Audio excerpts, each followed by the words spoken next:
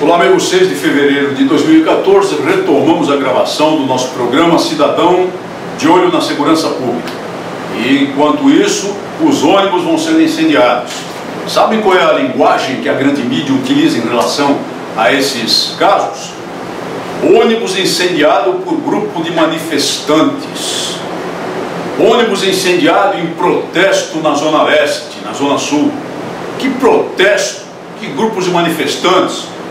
São terroristas a serviço do crime organizado e a serviço de forças políticas que querem o caos neste momento eleitoral, para produzir o resultado eleitoral que desejam aqui em São Paulo, para que o poder em São Paulo seja empalmado pelo mesmo poder que já domina o país inteirinho e está encastelado lá em Brasília.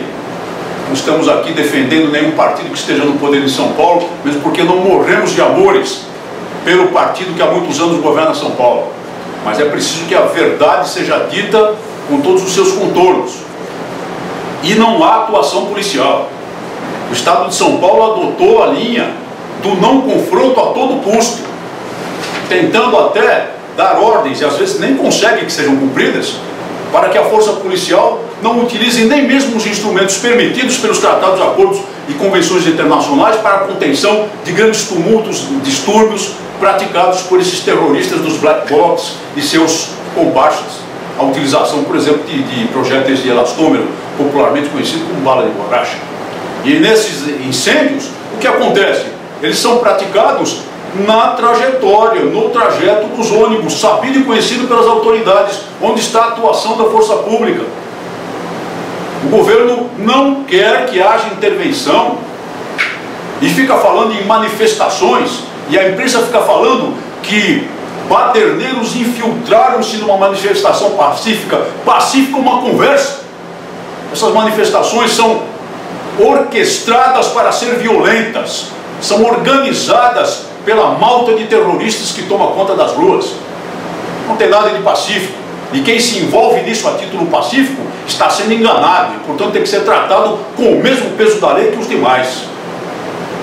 Somente num caso de 2 dias atrás, numa raridade, houve a prisão de 15 manifestantes, né? Essa palavrinha bonitinha, que incendiaram um ônibus aqui na Zona Sul da capital.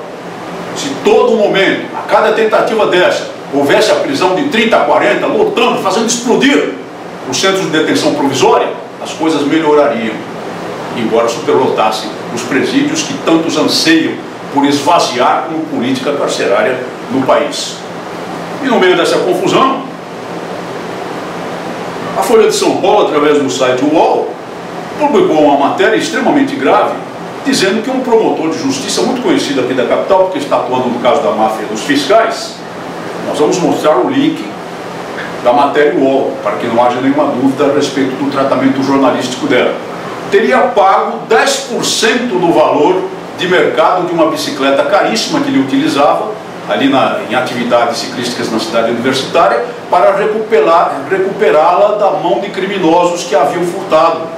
A bicicleta valia 20 mil reais e, segundo 2 testemunhas ouvidas pelo UOL, o promotor negociou, entrou em entendimento com bandidos lá da favela de São Remo, na Zona Oeste, junto da cidade universitária, e pagou 2 mil reais a eles para que devolvessem sua bicicleta. Um promotor de justiça. Isso é anomia. Diz o promotor de justiça que não foi nada disso. Que ele de fato conhecia lá umas pessoas que por sua vez conheciam um líder comunitário. Olha a expressão do promotor de justiça. Conhecia um líder comunitário da favela de São Remo. E que através dessas pessoas ele teria mandado mensagem que não seria conveniente aos criminosos manterem em seu poder o objeto dele, promotor de justiça.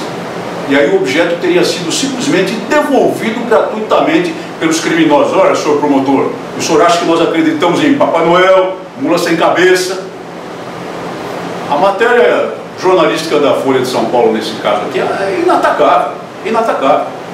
E quando o Estado, na figura de um promotor de justiça, negocia com o crime organizado, isso é o caos. Quando as instituições negociam com o crime organizado, quando elas afrouxam com relação ao crime organizado, quando elas tergiversam com relação ao crime organizado, como está acontecendo aqui em São Paulo, a quem recorrerá o cidadão comum? A quem recorrerá a pessoa comum? Caso muito grave que mostra um panorama do que estamos vivendo nos dias atuais e que espero seja devidamente investigado pelos órgãos disciplinares do Ministério Público do Estado de São Paulo. Correto mesmo está o desembargador Rogério Garcia de Lima, de Belo Horizonte, Minas Gerais, que mandou uma carta para a Folha de São Paulo também, 10 de janeiro. Vou ler a carta dele. Direitos Humanos. Tem uma sugestão ao professor Paulo Sérgio Pinheiro, ao jornalista Jânio de Freitas, à ministra Maria do Rosário e a outros tantos admiráveis defensores dos direitos humanos no Brasil. Criemos um programa social, adote um preso. Cada cidadão aderente levaria para casa um preso carente de direitos humanos. Os benfeitores ficariam de bem com suas consciências e ajudariam filantropicamente a solucionar o problema carcerário do país, sem desconto no imposto de renda. Ainda há homens de coragem, como esse desembargador, que deixa as coisas muito claras, em poucas linhas, nesses poucos parágrafos da carta que ele manda à Folha de São Paulo, e que cumprimento também por ter publicado. Eu tenho acesso a um diálogo pessoal dele, uma correspondente dele, em que ele mostra um outro caso, quando ele era juiz da infância e da juventude em Montes Claros, norte de Minas Gerais, 1993. E lá havia uma quadrilha de adolescentes que roubavam todo mundo, mas não havia um local adequado. O poder público municipal não tinha um local adequado, nem do Estado, para o recolhimento dos infratores. Então eles eram postos na rua, roubavam, eram postos na rua, roubavam, eram postos na rua, e seguia assim, até que ele tomou uma medida. Ele separou uma parte da cadeia pública para o recolhimento de adolescentes infratores, ou melhor, vamos tomar cuidado, né? Adolescentes infratores não é uma expressão politicamente correta. As ONGs dos direitos humanos podem não gostar de nós, porque nós dizemos menores infratores. São adolescentes em conflito com a lei, que é o que manda o linguajar politicamente correto atual. E o que ele começou a fazer? Mandou essa malta de criminosos adolescentes para esse setor da cadeia pública, especialmente reservado, separado dos presos comuns. Para quê? Para que a população tivesse alguma tranquilidade e a lei, que é o Estatuto da Criança e do Adolescente, pelo menos pudesse ser aplicada em relação à punição desses que reiteradamente praticavam crimes extremamente graves. E aí os direitos humanos caíram em cima dele. Ele recebeu uma comissão de 3 dizendo a ele que ele seria denunciado até na Organização dos Estados Americanos, até na Organização das Nações Unidas. Ele falou, não tem problema, não precisa me denunciar, vamos resolver já. E mandou lavrar 3 termos de responsabilidade, confiando a cada uma daquelas 3 pessoas, um grupo daqueles adolescentes infratores. Sabe o que aconteceu? Saíram correndo de lá, desapareceram, não denunciaram a coisa nenhuma e não falaram mais do assunto. Faltam juízes de direito assim.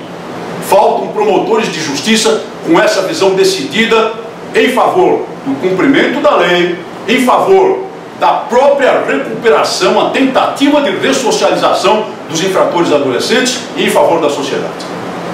Muito obrigado por sua atenção e até o nosso próximo programa.